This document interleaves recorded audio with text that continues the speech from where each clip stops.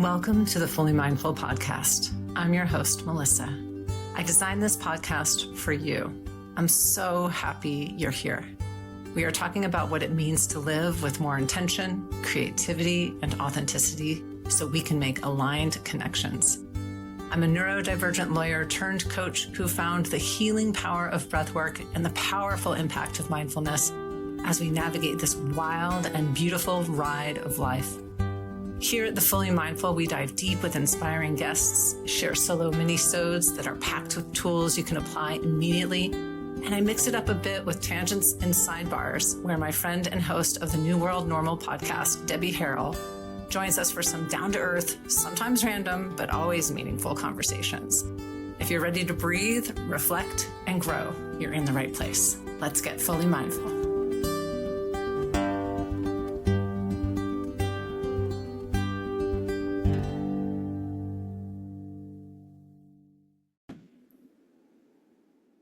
Well, hello, everybody. This is Melissa with The Fully Mindful. I'm excited to have today's guest, Todd Smith. He is founder of True Inner Freedom, a longtime practitioner and facilitator of the work of Byron Katie, which we're definitely going to get into, and a lifelong explorer of what it means to live with an open heart, even when life gets messy, because we all know it gets very messy. A highly sensitive person himself, Todd has dedicated his life to helping others move beyond fear, people-pleasing, and overthinking to find clarity, courage, and connection in their relationships and within themselves.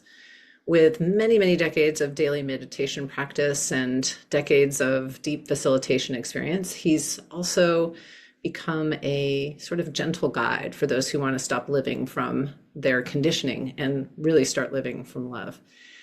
We're going to get into Todd's 3-step framework for helping highly sensitive people become more confident and connected, and undoubtedly we're going to uncover a lot more. So really looking forward to this conversation. I know we're going to get a lot out of it. So welcome, Todd. Thank you, Melissa. It's great to be here. Yeah, so I always love to start with a little bit of an origin story. You've described your life's work as helping people live with an open heart, even when this feels difficult or even impossible.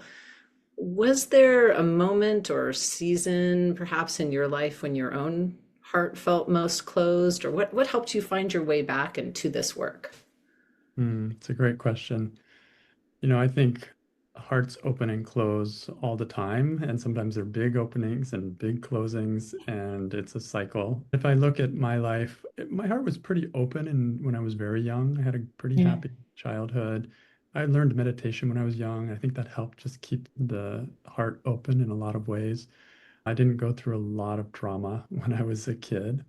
It became more challenging when I got out of school. I was trying to figure out what I'm going to do. And I ended up living in an ashram for 10 years, which was a very cool experience. But there were some stresses also about like self-judgments. Am I doing what I'm supposed to be doing, or I'm just putting things off, or I need to get enlightened, and like Quickly. quickly. And, so then I can get out and spend the rest of my life sharing that, Right. so those kinds of pressures. And I think it first happened when I had a relationship. This was actually kind of crashed the car, I would say, for me. I was in a single men's program in this ashram, and I ended up getting a girlfriend, and I didn't like quit the single men's program for a while. And so I was in this limbo land where I was kind of being secretive, and my heart was open in both directions, but I couldn't make the two work together. And so that really did shut down my heart a lot. And then, I've had other different experiences. Relationships have been a challenge for me, I'd say. Like my current partner who I've been with for 25 years, it was challenging in the beginning, and I used to get really frustrated and angry and feeling stuck and powerless. So I've had some dark days, and I've also had some really nice experiences. And I think what's more important for me is how over time I've learned how to transform the dark experiences into more of a light experience. And that's exciting because there's a little bit of ability. Sometimes we just have to take it, and that's part of life too. But it's nice when there's a little bit of leverage that you can begin maybe shifting the direction. Hmm. Yeah, I mean that must have been very difficult just going back to the ashram and having that being part of that single men's group and then finding somebody who you wanted to spend some time with in a more romantic, intimate way and not finding a way to be able to do both, right? They were somehow inconsistent with one another. So, how were you able to, or what did you learn maybe in retrospect from that experience about how to be with those kinds of difficulties and make choices nonetheless that hopefully are aligned with your heart? Yeah, I think it was a lot of learning in retrospect. At the time, I just crashed and burned and really kind of went through depression for a while and couldn't really, like it was became harder to sit in meditation. After it all kind of fell apart, I was sort of left with nothing in a way, and it just felt like I'd neither had the spiritual world nor the like material world at the same time. But in retrospect, as first of all, time does heal quite a bit, but not completely. There's still elements of trauma in there in that. And as I've grown and as I've just developed as a person and found new tools, at that time I didn't know the work of Byron Katie. And once I discovered that little tool, I realized I can go back to those old situations that got me and work through them and look at all the different angles and find my innocence again Mhm. and find that I was doing the best I could. And there was some serious like, what would you say? Like, I missed some serious things here. Like you can't do two opposite things at the same time, which my idealistic mind says, of course you can. Why not? Why not, right? So yeah, it's if there's been a theme in the time since I left the ashram, it's been a process of integration and becoming more real, like getting into the real world for me. Mhm. That has Yeah, it's ended up making me more grounded and allowing me to play with everybody else in the real world and in the limitations of the real world. I Yeah. I still love being like all possibilities are there, and I think that's true on the inside, but we have to step into the game at some point, and that requires some learning and some falling down, banging our knees a little bit, and so I'm more and more open to that. I think that's the Yeah. difference. Yeah, I think Jack Kornfield summed it up nicely in the title of one of his books, which is After the Ecstasy, the Laundry. Exactly that. Right? And Yes. that's that reintegration, or how do we do this? You know, we can't all have the luxury, I see it as a luxury, of and work of sitting all the time or being on top of a mountaintop or being a monk. I mean, that's fantastic. But how do we do this, like you said, this real life? How do we come back to that? How do we heal past wounds?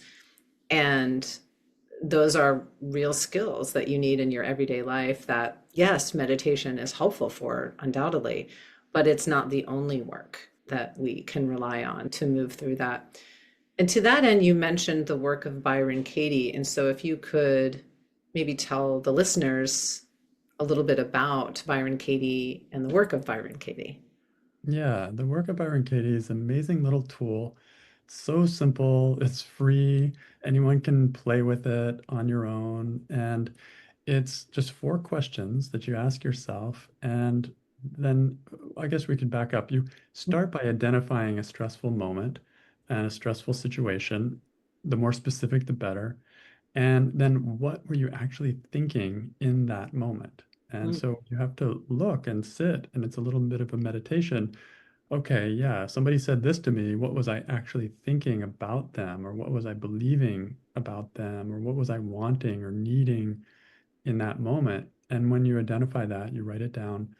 And then you go through these four questions, just asking, like kind of challenging yourself on a gentle level of, is that really true? I tell my clients, I don't care about objectively whether it's true or not. I want to know what your experience is. What do you feel? Because there's a kind of a stuck part of us that is crying and triggered and hurt in a situation. But there's also this kind of wise part of us that sees the big perspective, read all the books, knows all the little quotes, and can kind of coach us and all that. But when we're doing this work, we have to stay connected to the stuck part. That's like the slowest part of us. We can only walk as fast as that slowest part of ourselves. And so I want to give space for that and say, like, is that really true? Like, I want to hear your experience. And if Mm, it's a yes, yes, it's really true. I honor that. But if it's a no, that's interesting. mhm, Or even if it's a yes, then the second question is, can you absolutely know that that's true? It's just another way of coming back and just being, are you sure? But again, honoring the emotion that is coming to you with this crying or hurt or angry experience.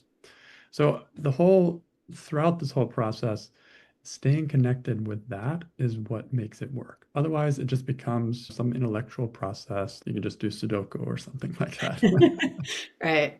Then there's further questions. How do you react? What happens when you believe that thought? Which opens up your mind to the effect of believing that thought, whether it's true or not.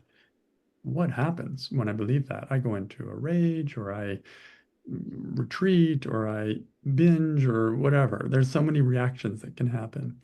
And then who would I be without the thought in the same situation, without anything changing? Same person said the same thing, but if I didn't believe this in whatever my emotional interpretation was, it suddenly often gives a lot of space and possibility that is like can kind of blow your mind when you first step into it. And then the last part of this process is to take the original thought and find opposites. So Mm, whatever you were believing, like he doesn't like me or he was mean to me or whatever, it's like find opposites. He wasn't mean to me, or I was mean to myself, or I was mean to him. And you play with these to see if there's any truth in them. They're like new hypotheses, mhm. exact opposite of what we're believing. So it's not going to be like a no-brainer. We're not going to be like, oh yeah, oh for sure, that's true. Occasionally that happens, but a lot of times it is, whoa, okay, that's a radical idea. Could it be Mhm. true? And then you have to look and again keep asking this little stuck part inside of you, okay, do you see any other evidence or is there anything else that makes sense around this opposite of what you were believing?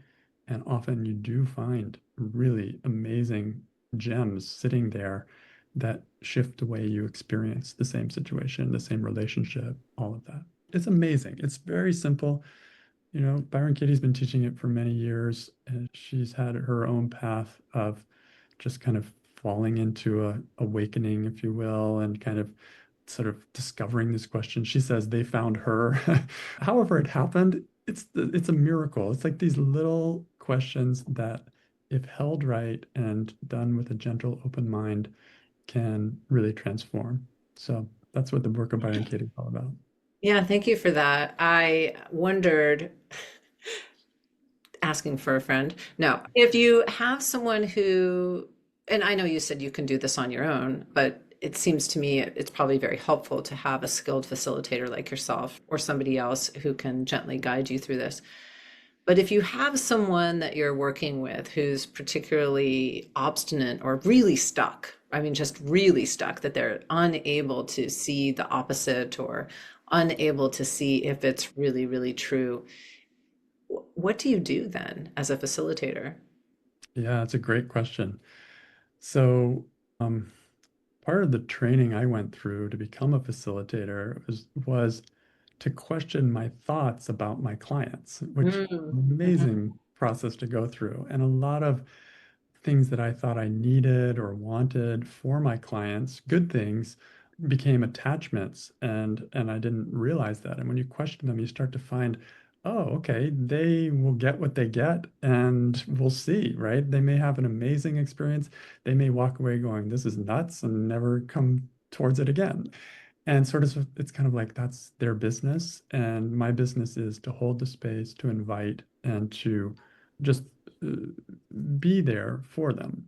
That said, to get a little closer to your question, the work does require a certain amount of openness. Like if I'm Mhm. just like, no way, I don't want to look at that. I don't want to examine any, find my part in any way, for God's sake, no. Then there are times when the mind is super closed and you really can't do the work. Even someone who's been doing the work for a long time, you may be closed on certain issues. You may just be like, I can't go there. Like, I'm just not willing to ask these questions because they're very, they're strong questions.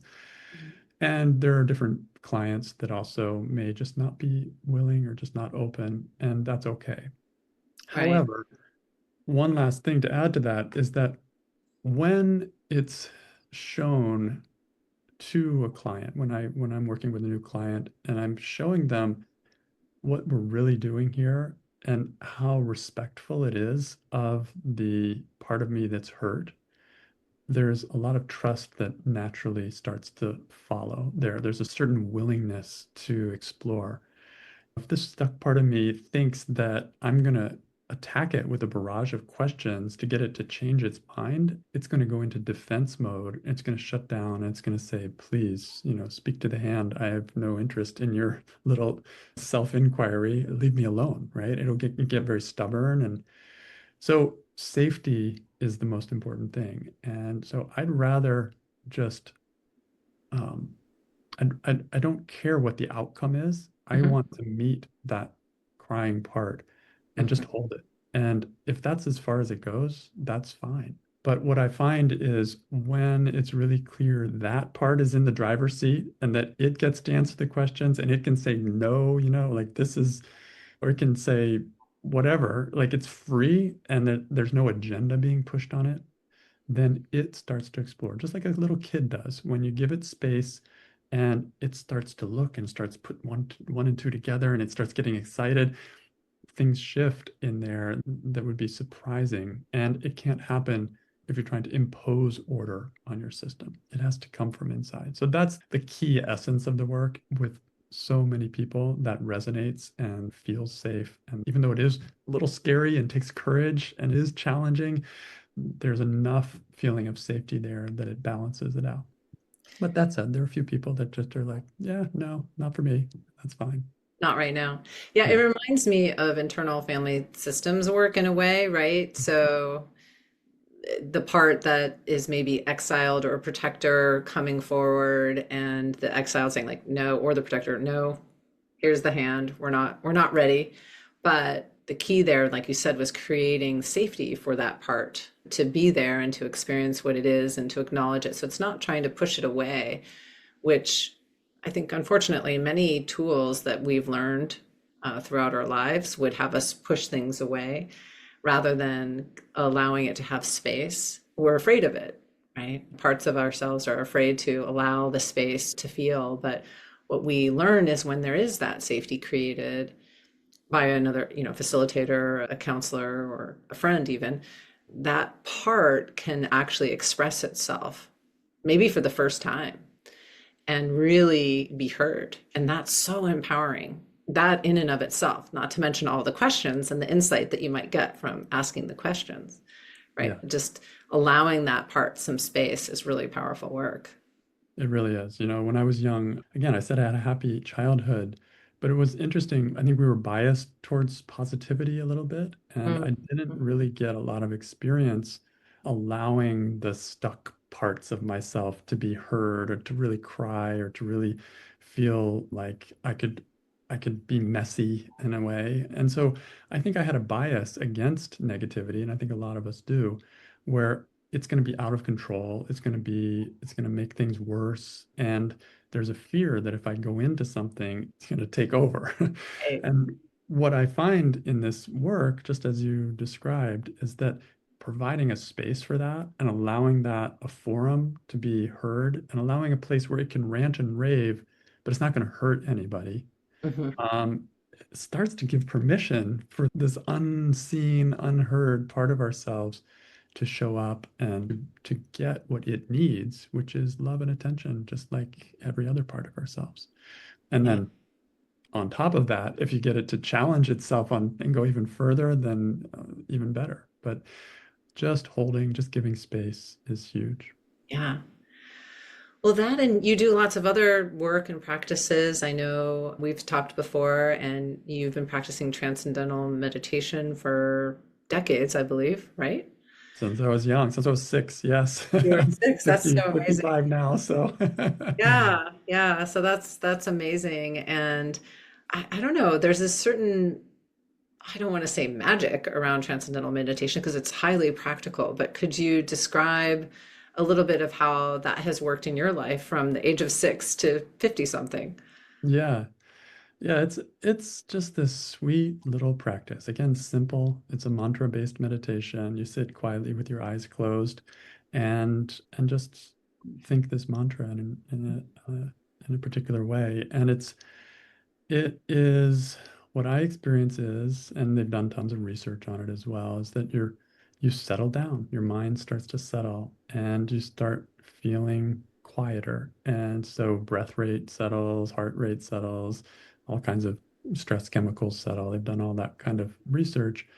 But on an experiential level, it just feels like I get a reset twice a day. So in the morning, I start with the meditation, and then after work, I meditate before dinner. And a large part of the stress of the day just falls away. And there's energy that starts to come up inside. And I feel the emotion of happiness just coming up without any reason for it. Just like my body's feeling more relaxed, my mind's feeling more supple, and creativity comes out of that. So for me, this is, I say there's two engines on the train of my peace train, if you will. One is the work of Byron Katie, and the other is transcendental meditation. They're both valuable for different reasons, but they both do something similar, which is it feels like they bring light in where there was darkness. So when you meditate, something about the expansion that happens of the mind, and there's a lot of brain coherence that happens as well. It's like bringing light into the room. The whole room light just starts to increase on a dimmer switch. And this carries outside of meditation. The work of Byron Katie shines light on a particular area where there was a lot of shadow or a lot of confusion. And same thing, you start to see more light. With more light, there's less problems.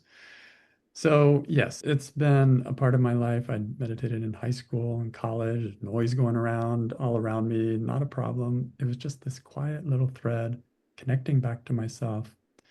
And when I was in the ashram, it was also with transcendental meditation. I went deep with it, and you can go really deep with it. I just remember how expanded my heart felt and how wide awake my consciousness felt, and just it's like amazing. So it's a powerful tool that can be used.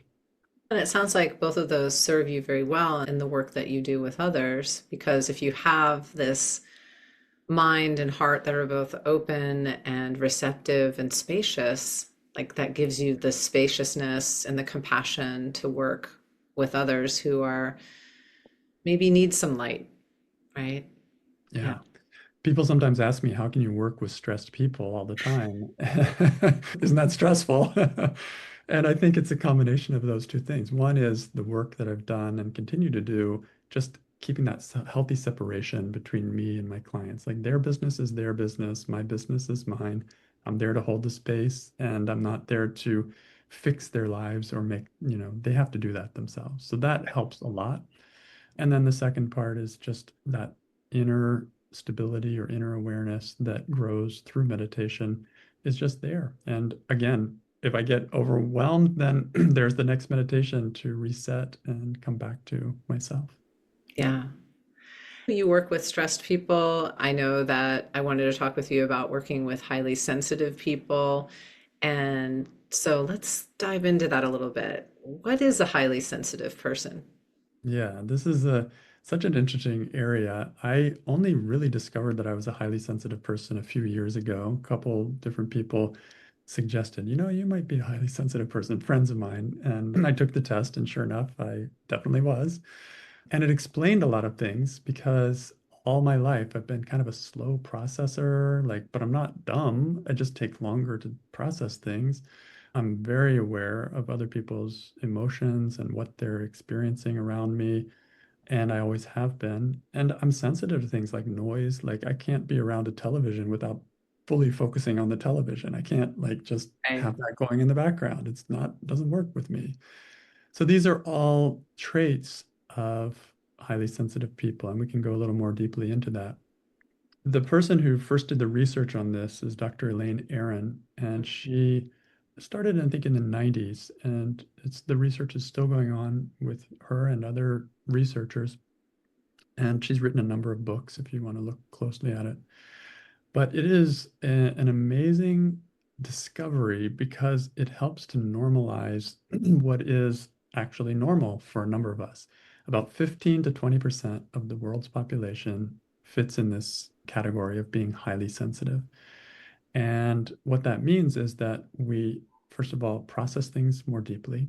And so one person takes in information, processes it, and then moves on. A highly sensitive person takes in the same information, maybe even takes in more of it because of the sensitivity, then processes it more deeply, building more connections between all the parts and what they already know and everything, and then often reaches overwhelm if they're not careful. So first characteristic is there's an acronym DOES, does for depth of processing, like overwhelm Mhm. is the O, E is for emotion or empathy, and S is for sensitivity. So when a highly sensitive person is exposed to a situation, they will process things more deeply. They can be very analytic. They can be very deeply understanding of things. And Mhm. there's very great value in this. They take their time. They want to get to the bottom of it. Mhm. But if they don't balance themselves, they can reach overwhelm much quicker than other people. And so that is the caution for all of us as highly sensitive people that we have to pace ourselves. We have to build in things like meditation or inner work or, like the work of Byron Katie or other things to and get enough sleep and take care of our meals. We can't fake it. We can't fudge it. Right. And there's a Um, lot of, I think, overlap with some other types of traits for other people. Like we've talked before offline about ADHD, right? And so some people who have ADHD, attention deficit hyperactivity disorder, which I do not like the name because don't think it's really I don't think it's accurate. But in any event, that many people with ADHD are highly sensitive persons, and but not everybody. And there's a little bit of, if we had a Venn diagram, some overlap with rejection sensitivity dysphoria, right? Because some people who are highly sensitive are more prone to that, to rejection and feeling it really deeply because they are highly sensitive. So if they have both traits, they're going to feel that rejection very, very deeply. I find that fascinating, right? Like there's all this overlap between ADHD and HSP and rejection sensitivity dysphoria, but they are all very discrete traits or different types of people, right? Yes, like we're talking about neurodivergence, right? Where there are a lot of different things that are not the mainstream way people are built. And yet, when you understand these different ways of being, the different traits within us, then it can give a lot of understanding. And so, yes, there is a crossover. There's a lot of, if you put all the Venn diagrams together, you'd see the intersections of where HSP intersects with ADHD and all of the other different types of experiences like neurodivergent traits. What I love about all this research is that it helps us to accept ourselves more. Mm-hmm. And I think that's the main purpose, maybe two purposes. It helps us to stay balanced so that we know where too much is too much for us. But a lot of times, as highly sensitive people, or it can be the same with other traits, we think there's something wrong with us. Mm-hmm. And because other people don't have this and we're in a minority. And so we tend to judge ourselves or just silently think there's like really something off or wrong. And when we learn about these, like this is normal for us, it can give a lot of relief. This is actually forms one of the pillars of stress management for highly sensitive people that I teach. Mm-hmm. That just to understand this trait, understand it deeply, look at it, your own experiences, reframe your experiences from your life in the light of this experience. Oh, that's because I'm HSP. Like, oh, I get it, and then a lot of ease can bring it, can come in. Stress is another layer on top of whatever our trait, whatever our base nature is. And that can be worked with. That's where we do need to do like the work of Byron Katie, or that's when we do need to do other kinds of maintenance and excavating of that stress so that we can become more and more normal for ourselves. But our normal is going to be different from other people's normal. I think that's such an important point. And I know I'm a highly sensitive person, and I also happen to have ADHD, and I probably have some rejection sensitivity dysphoria weaved in there as well. But that'll often be the issue, right? Is I'll compare myself to other people who are not HSP. Yeah. And it's in the comparing mind, as they call it in Buddhism.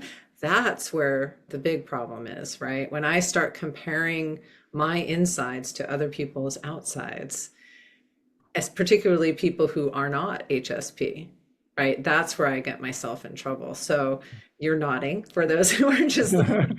Yeah, Todd is that's when you nodding away. lose. Yeah. So what do we do in that situation when we find ourselves comparing? If we can catch ourselves, we have that much awareness. Okay, I am comparing myself to, my neighbor who seems like the most quote unquote normal person out there and is clearly not HSP, but I feel like I'm supposed to be like my neighbor, Yeah, but I'm not. And so there must be something wrong or bad with me. yeah, exactly. So what do you do, right? Yeah. So this is where I love the work of Byron Katie for this. This is just like such a perfect situation for using the work. Mhm. And what I would do is like look at, like you just said, I'm supposed to be like this person. Like that's a thought. And so I can put that on paper and ask the part of me that is stuck going, oh, I should be like that person. And actually ask, like, is that really true? Are you sure? Can you absolutely know it's true? And then how do you react when you believe that thought? And who would you be without that thought? And just asking those questions, either yourself, I often do it in writing on my own, or with a friend, or with someone who's a facilitator or a therapist. And you start to find space. And then you find turnarounds. Like I'm not supposed to be like that other person. And then you find examples why you're not supposed to be like that person. Mhm. And the finding of examples is super important because it's just like another theory if you just say turn it around, like, oh yeah, like I'm not supposed to be like that person. Okay, yeah, that's good. Moving on, but nothing's really shifted on the inside. Right. So you have to take time and make lists of examples of uh, it's why actually not supposed to be like them. And you should actually stop trying to be like that person, and why you're built for something different, and your specialty in this world is different than theirs. And you'll find examples as you Yeah. look at a specific situation. So that's just a great way of unhooking from the kind of comparison trap that we can all get into so easily. And there are really some gifts, and I think you've not said that outright. You've certainly hinted at the gifts of being somebody who's highly sensitive, right?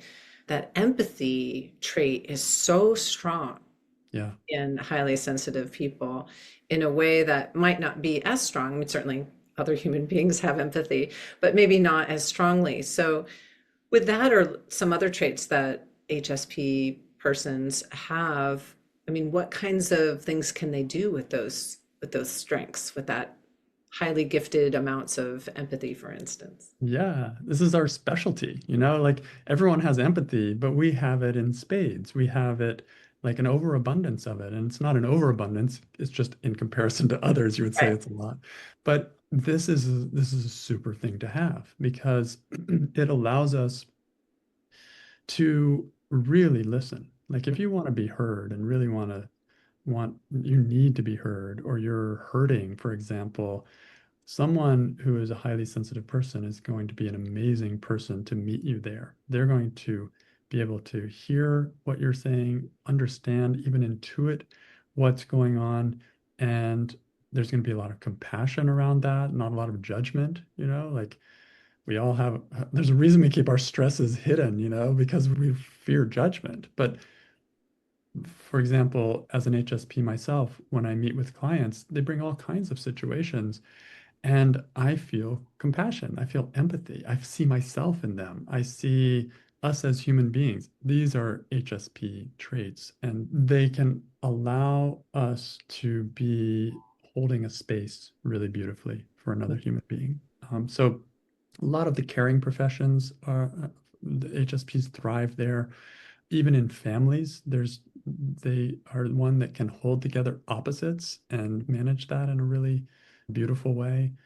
They love harmony and they promote harmony and they do a good job of doing that. They can see both sides. So this is a superpower. This is something that not everybody has, and it's a skill that can be so valuable, especially in a world today where everything's polarized and so much division. HSPs are capable of bringing opposites together. And so we need HSPs in this world.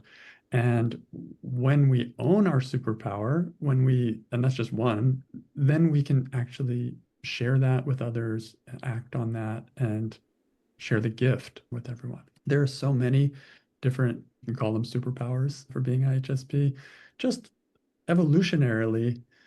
And they found that HSP trait shows up in over 100 species they looked at, that Wow. 15 to 20% of every species. They looked at fish, they looked at, everything. Highly sensitive. And what they do is they notice more of the details. They will spend more time foraging than the others, and they actually end up finding things that the others didn't, or they perceive danger before it happens. So, same thing. HSPs can see where things are going a lot of times. And if they're in a position of being an advisor or something like that, then they're going to help to guide away from pitfalls that others may not see. Because the majority of people their trait is to rush in and with energy, like deal directly with something. Whereas the HSP way is to stop and think about it first, to pause and reflect before jumping in. And so we're very skilled at doing that and seeing what the landscape looks like before rushing in. Now, that may make us look like we're super slow, or it's not going to make us too great on the playing field sometimes, where you have to just constantly change and move in a new direction. But for the more strategic roles or the more caregiving roles or the more like that kind of approach, I think this is where HSPs really thrive. Yeah, I could see that being a really great leadership quality, right? Being able Yeah. to see many, many different sides, take a pause, find common ground, see how you can bring things together, what you need to avoid. Yeah, I could see that as a really big strength. I got a little, my ADD went off for a tangent there, a little Mhm. ride. We were talking about empathy this morning. I think it was this morning. I saw a reel where it was a cat, and the owner of the cat brought in a stray, a little kitten stray, and she had previously thought that her adult cat had zero empathy, and she was very worried about them being together. But she introduced them, and this poor little stray who had been on its own and had not had a good life thus far just sat in that cat's lap, and that cat, the adult cat, just took it right in and just started licking it and grooming it and hugging it and loving it. And that's what made me think of, like, oh, that cat was probably highly sensitive. Knew exactly what this little kitty needed in That's that just moment. And no one knew that this cat had it in her, but she yeah. did. And the cool thing about, like we tend to have that quality strongly in us as highly sensitive people. But if, like, when we exemplify that, it does tend to bring that out in others as well. So it is, leadership by example in a way as well. Right. When you see somebody being empathetic, I mean, it triggers that empathy in you. Like, oh yeah, that's the right thing to do. And how do I do that? And it's such a lovely quality. sort of I guess, I don't know if there's a downside, but sometimes highly sensitive people can be conflict avoidant, right? You mentioned something about seeking harmony. So that can be a challenge for some of us, right? When we don't Yeah. like conflict, we want to bring people together. This is really Yep. uncomfortable, right? I want to be the kitty that, the cat that brings in the kitty and gives it love. I don't want to deal with maybe another cat who's not happy about that. So, how does somebody who's highly sensitive manage conflict? Challenge, right? Highly sensitive people avoid conflict to a certain degree because experiences land much more strongly than us. We feel emotionally more than other people. So the same conflict tends to really bring something up or have a more impact on us. There's a part of us that just wants to avoid that. And that is probably a good thing in a way. But what can happen, which actually doesn't have to do with being an HSP, is that we can get attached to not having conflict. There's a difference between having a preference and even intelligently avoiding conflict for self-preservation and sanity of mind and all good reasons. But there's a difference between that and being attached to not wanting conflict. And so if you're attached, then you're holding, you're like, or even if it's a push away, like I'm holding not to have that experience, then now I'm beginning to enter into the world of where I'm fighting with reality. Byron Katie talks about arguing with reality. This is a perfect example of where things should be different than they are. The people shouldn't fight. This person shouldn't be a bully. These things, while true on one level, are an absolute argument with the way things are. And what happens now is that I'm in conflict with conflict, which Right. is now we've got a double conflict going on. We had the conflict of the people out here fighting, or maybe they're fighting with me, I don't know. And then we have the conflict in my mind of being in conflict with that conflict. This shouldn't be happening. And so that draws me in, locks me in to that conflict and makes me feel like a total victim. And it's a major stress. So this is where we branch away from the trait of HSP and we say, okay, this is a call for inner work. Now we go and look at, I need them to stop fighting. Is it true? And then we go into that work again. How do I react when I think I need them to stop fighting? I feel powerless. I feel angry. I feel anxious, all of that. Who would you be when they're fighting if you didn't have the thought that you need them to stop fighting? It's like suddenly there's just a little more space in the Yeah. room inside. I'm like, oh, like they're fighting. I can't control it. I'm kind of aware of what's going on, but I'm not drawn into it. That makes a huge difference. I even can see without the thought that I have the option to leave that situation if I Mhm. want to, just to protect myself. So all kinds of options open when you start to do your inner work on these types of conflict situations. Yeah. So yeah, that's the short answer. Maybe it wasn't so short, but Short that's and sweet. yes. And so in that process, you're helping people who, whether they're highly sensitive persons or not, going from conflict avoidant to confident to connected to being at least at peace with the reality that there is conflict, right? Yeah. That's happening before them. So they move from not just being troubled by the conflict that's they're witnessing or experiencing, and but like you said, it's sort of that double-edged sword of like, oh, and now I'm in conflict with reality because I think this should be some other way. And so they move from that to feeling like having the space to see the conflict for what it actually is Yes. and And being what happens there is that creativity starts to be available, like intelligence starts to be available. When I'm caught in a victim mode, then my higher brain function just kind of shuts down and I go into fight or flight or all those kind of reactions. And when I start finding space again and I'm not in conflict with the conflict itself, then I start to see options that I didn't see before. I can think of something to say that might actually diffuse the whole thing in a second. Or I find generosity where I could actually meet them halfway. Or I find understanding, like, oh, this is just a hardwired part of their personality that they can't change. And so it's like, I'm not afraid of it as much. I see a human being on the other side Mm, instead of, a monster right. Or some sort of threat. Yeah. or threat, right? Because I'm bigger. Like always the problems disappear when awareness expands. Hmm. When have a wide expanse of awareness, then the same problems are happening, but they're like in miniature, they're smaller, they're just not as overwhelming.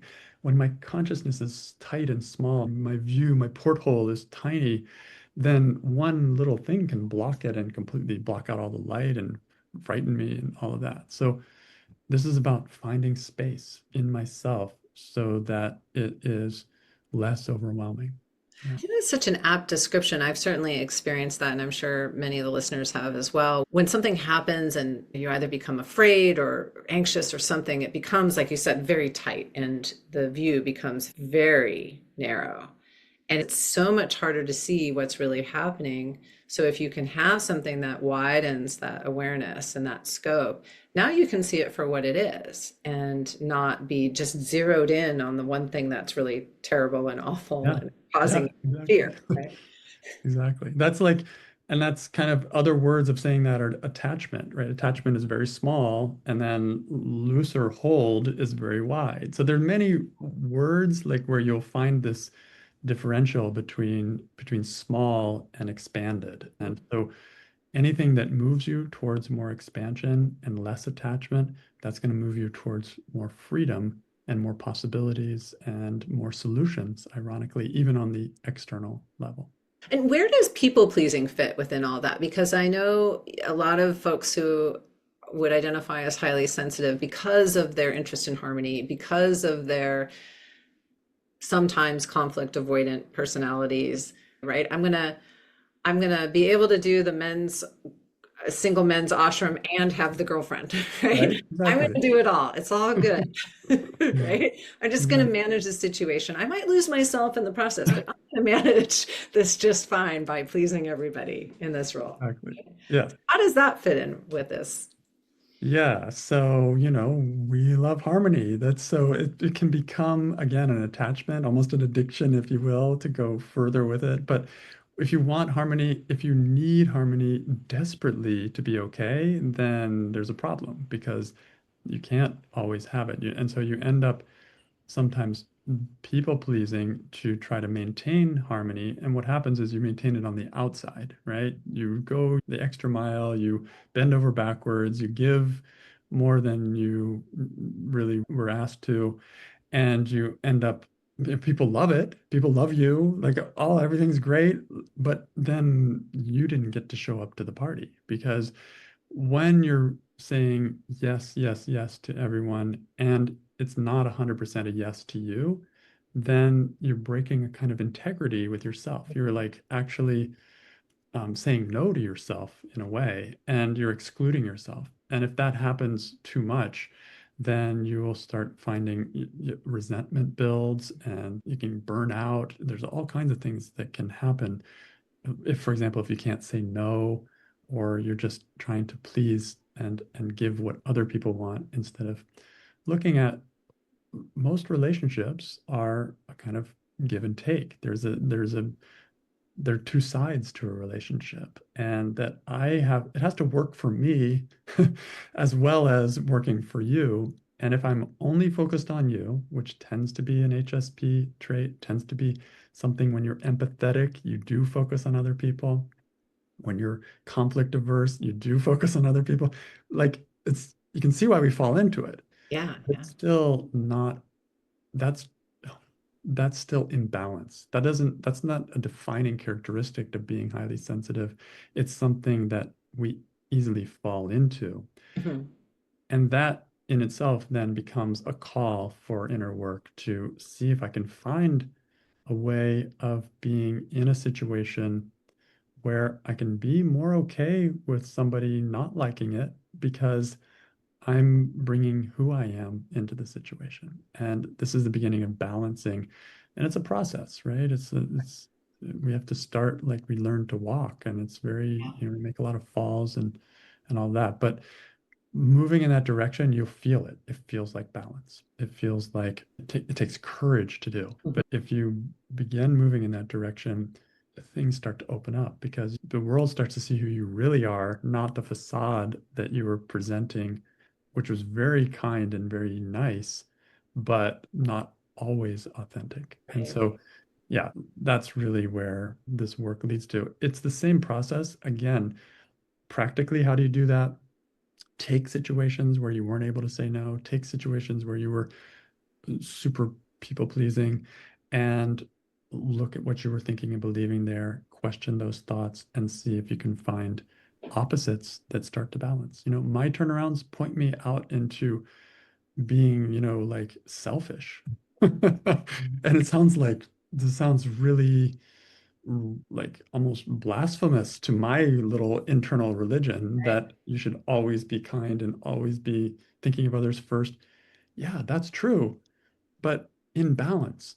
And so the funny thing about these dictums or religious ideas is that they're true, but always to balance something else. Like maybe if people are being too selfish, they need to hear a little bit about being selfless. But if I'm being too selfless, I need to be a little more selfish to balance that out. And somewhere in the middle is the truth. Again, the wider perspective. Like Right. truth is not just be selfless and it's not just be selfish. It's a balance of both of them at the same time. And that requires, standing back, a bigger awareness. I wonder if you ever work with people, or what you would say for people who truly don't know who they are. Like I remember there was a time in my life where honestly, if you would have asked me what my favorite color was, I would have said, "What would you like it to be?"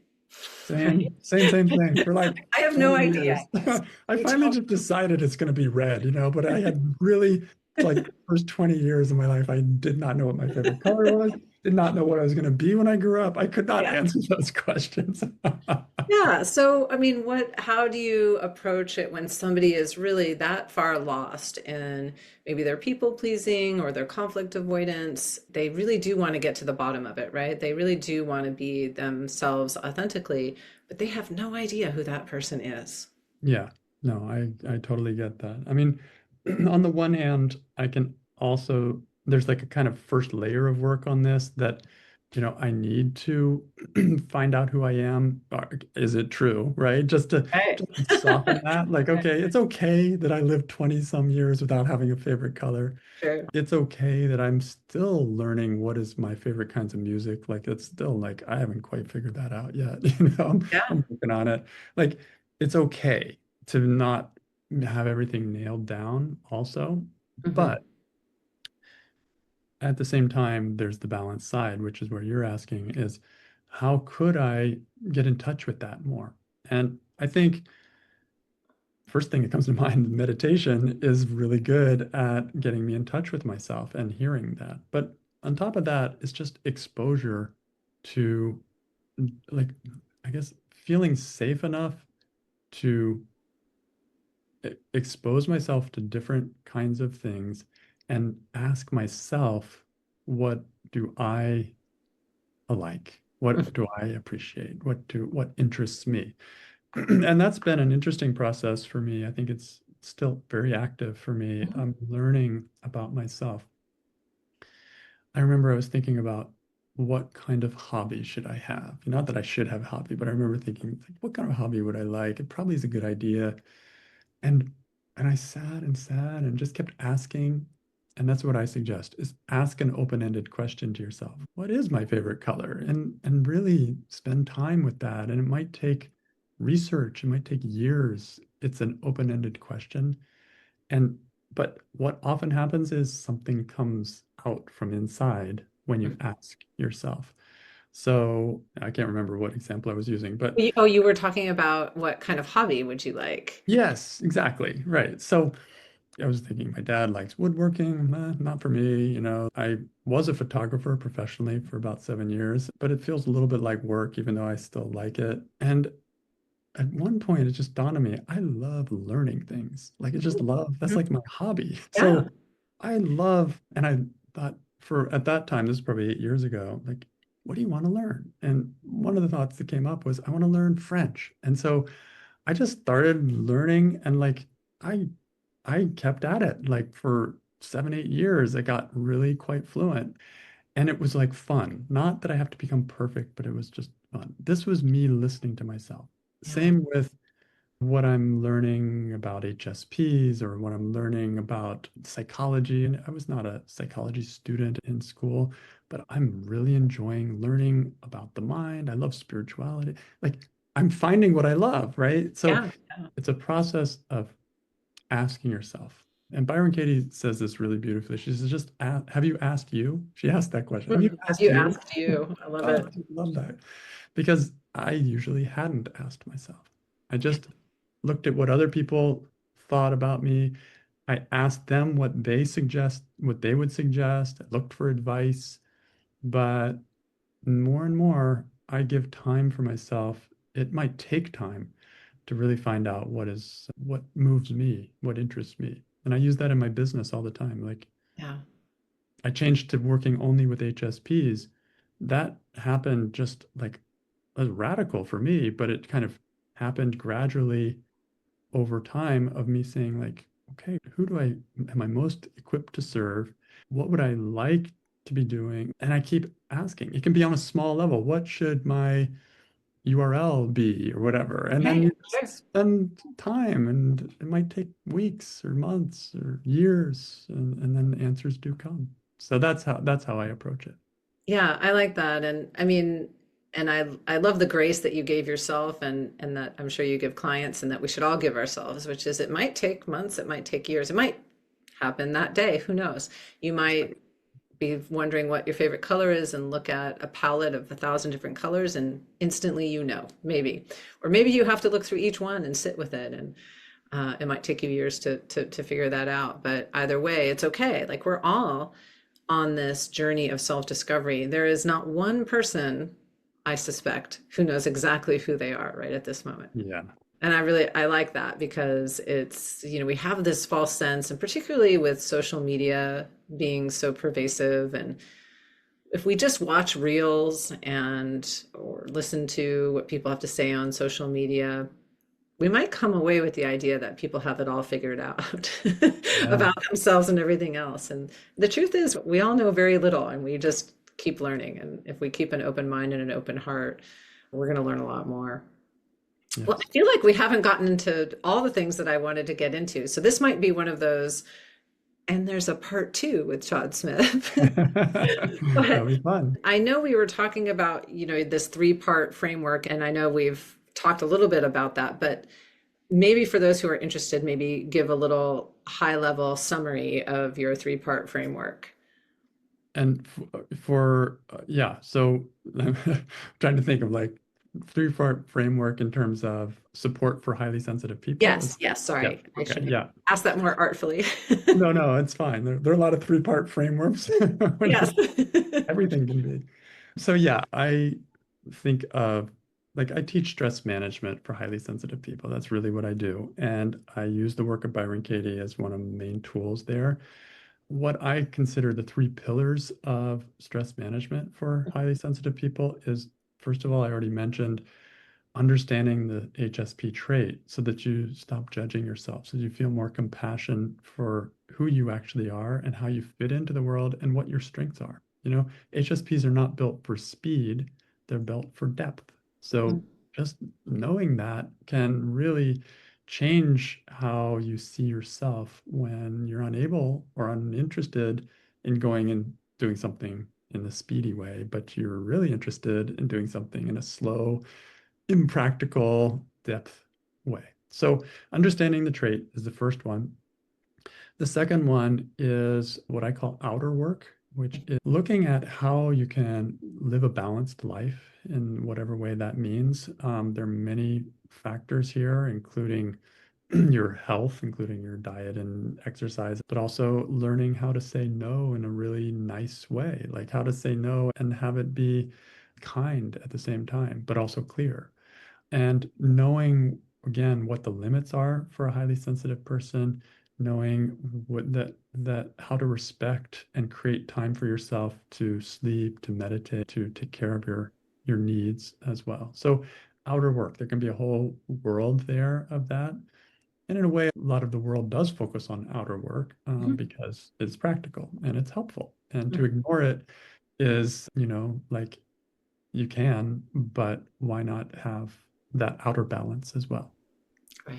Then the third pillar is inner work, and it has to do with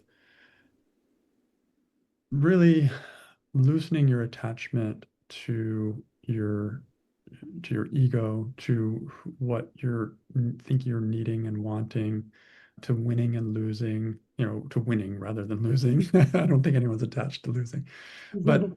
to getting what you want. Like Mhm. we all want what we want. And even if you can't find balance through outer work and your life has trouble, you have some health problem, or the relationship just is a problem, or whatever it is, money, you can still find inner freedom through the inner work. And that's sort of the ace in the hole. That's really like the deepest layer of this. I call my program the HSP Inner Freedom Program because that's the core of it. But I like to include the other two because they're also super important. And that kind of traverses the whole range from the practical to the inner kind of letting go that happens that allows you to be free in any situation. If getting what you want and not getting what you want become somehow a little bit equal, even though they are different, if they're both okay, then there's freedom there. So that's where doing the work of Byron Katie, that's where meditation, that's where the inner work really can support you in being peaceful no matter what's going on in the world around you. Yeah. Like I said, I think there needs to be a part two because I think we could talk more about the inner work that is possible for a lot longer. And I love how you talk about it as an experience rather than a destination. It's just something that is available to all of us if we, number one, understand the traits of being a highly sensitive person to the extent that we have agency over our outer work, doing that and then doing the inner work, and we can really experience a freedom like we haven't known before, but is totally available to us at any Totally time. available. Yeah, that's the cool thing. You can be boxed in the worst imaginable situation, right? You could be on your deathbed, right? Completely boxed in, can't go anywhere, can't move, and you're dying. And you can find freedom. Freedom is still available in any situation, and that's because there's always space on the inside. No matter how cramped it is on the outside, there's always space on the inside. You just have to look for it. Right. Wonderful. Well, I want to be respectful of time and close this out, but to the extent that we might have a part two, so just put that in your back pocket there. Was there anything that you were hoping to talk about that we didn't get a chance to talk about today? Not really. I've just been flowing so easily with your questions and just enjoying the way this has unfolded. So thank you for having me. Wonderful. Well, where can people find you and find out more about your work and inner freedom and all those good things that we talked about today? Yeah, there are two ways people can find me. One is just go to my podcast. I have a podcast called Stress Management for Highly Sensitive People. If you just type in HSP, you'll find it there very easily. And there are a lot of episodes there, so there's plenty you can play with. And then the other is to take the HSP stress test on my website, which is trueinnerfreedom.com. If you go there, it's like a 5 or 10 minute test, and it will help you to not only identify where you fall on the spectrum of sensitivity, because it is a spectrum, whether you are a highly sensitive person, and it will also help you see what kind of stresses you're facing, what you're looking at, and it can be the starting point for working with me if you want to go further. Yeah, thank you for that. And I'll make sure to put all of those in the show notes as well, because I want people to be able to find you and the work that you do. And have really appreciated our conversation and hope to arm wrestle you into another episode somewhere down the road, because I think people are going to really respond very well to everything that you offered here today. So thank you. You're welcome. Yeah, I'd be happy to come back again. Be great to talk with you again. Wonderful. Well, we'll see you soon then. Okay.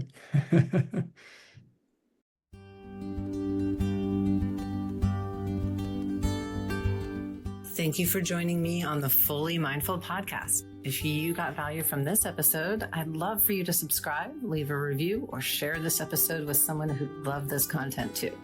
Remember, small moments of mindfulness can lead to big changes in your day-to-day life. Until next time, take a deep breath, stay present, and tap into your own mindfulness. I'll see you next week.